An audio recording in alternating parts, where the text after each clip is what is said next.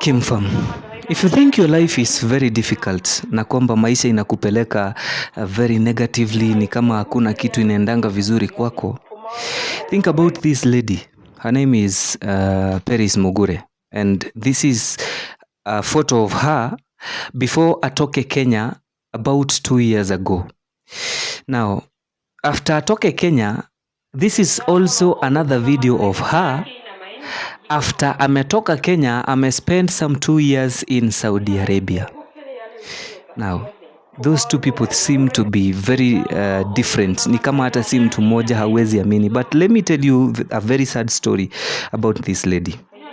Now, about 2 years ago, this lady aliamua kujituma. Badala ya kukula ama kutegemea pesa kutoka kwa familia za wazazi ama wanaume ama nini, akaamua kufanya kazi na mikono yake, ajitafutie mali ama pesa ambazo ni za mikono yake, a feed life yake, to make a decent life for herself na kwa familia yake ambayo ametoka, which is of course a very humble family. Now, akienda Saudi Arabia alikuwa anafikiria kwamba anaenda kutengeneza maisha, na kwamba akirudi Kenya after 2 years of contract ambayo alisign kufanya kazi kama maid, angerudi Kenya akiwa mtu ambaye ako na pesa na amesaidia familia yake, na at least ametafuta kitu ambayo inaweza fanya maisha yake ikae different kuliko vile ilikuwa wakati alikuwa anatoka Kenya. But something happened. Wakati alienda Saudi Arabia na akatumwa kwa nyumba fulani ambaye inaitangwa host family, ukifika huko akafanya kazi kama maid, something happened yenye sitakuelezea kwa sasa because sina 100% information of what happened until akajipata alikuwa deported, akatumwa kwa a deportation center ndani ya Saudi Arabia ambayo inajiita Sankan. Now, this deportation center, it's like a center where ukienda huko ukifanya makosa ama ukue incapacitated, hauwezi fanya kazi anymore, ama hautakikani kwa hiyo country na hauna fare ama hauna uwezo wa kujirudisha kwa country yako, unatoka mahali unafanya kazi, unapelekwa kwa hiyo center so that you could be sent back home. It is used as a rehabilitation center kwa wale watu ambao wameenda huko wakalemewa na maisha. So, yeye after kupelekwa huko for about 2 months ago, a friend of her ambaye already amerudi Kenya na ambaye walikuwa pamoja kwa hiyo deportation center, this is the last video alirecord ya huyu msichana.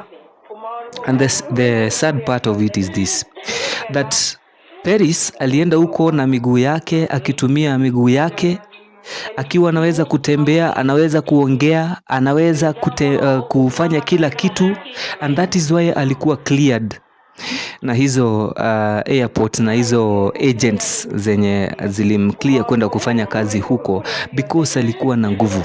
But now as we speak, Peris hawezi akatembea. Number 2, hawezi akajipatia chakula. Number 3, hawezi akasimama. Number 4, hawezi akaketi peke yake. And number 5, which is worst of all, she cannot see. Now, when someone cannot see and cannot talk, tell me how terrible her life is. Wakati unakaa hivyo, and worst of all, uko kwa country ya wenyewe, sio country yako, hakuna marafiki ama mtu wa familia ambaye ako karibu anaweza take care of yourself. Now, this is the condition that Peris is going through. Na familia yake back in Kenya is so humble that they do not have any means to reach out or to speak to the agent ama ku reach out to the deportation center ndio wajue vile watamleta. Now imagine they have no means and they have no ability to speak or to reach out on to that deportation center. Now tell me, how are they supposed to raise the fare yenye iko required kuchukua huyu mtoto kutoka huko Saudi Arabia wamlete mpaka Kenya? Now, the sad story is made even worse because our Foreign Affairs Minister, Cabinet Secretary for Foreign Affairs, Mr. Alfred Mutua, alikuwa ameenda Saudi Arabia ati ameenda kujua vile watoto wetu wanafanya kazi huko. But he never made a tour to this deportation center, and which raises a question.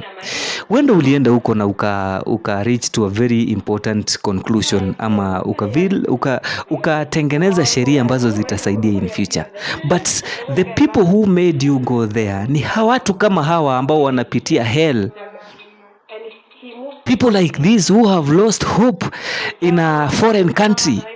Wenye walikuwa wameenda kufanya kazi wajitafutie, lakini sasa wamegeuzwa, wamekuwa viwete na wamekuwa bubu, and to make it worse, hawezi hata akaona. I wonder what this cabinet secretary alienda kufanya. But guys, the one call that we are requesting from you is not money. We don't need money from you. The one call that we are requesting from you is not that you should provide a means of transport to bring Paris home. One thing we are requesting is hit that share button. That is all we require. Share until the Ministry for Foreign Affairs ipate hii information, because we are not only sharing this information because of Paris, but because of the hundreds of Kenyan girls and boys wenye wamefungiwa kwa hiyo deportation center Sakan, wakiwa hawana means za kurudi to their country, na wamekaa tu hapo. Either mtu ni mgonjwa ama ako incapacitated in a very certain and specific way. So all we are requiring is enda kwa share, kuna button ya share hapo.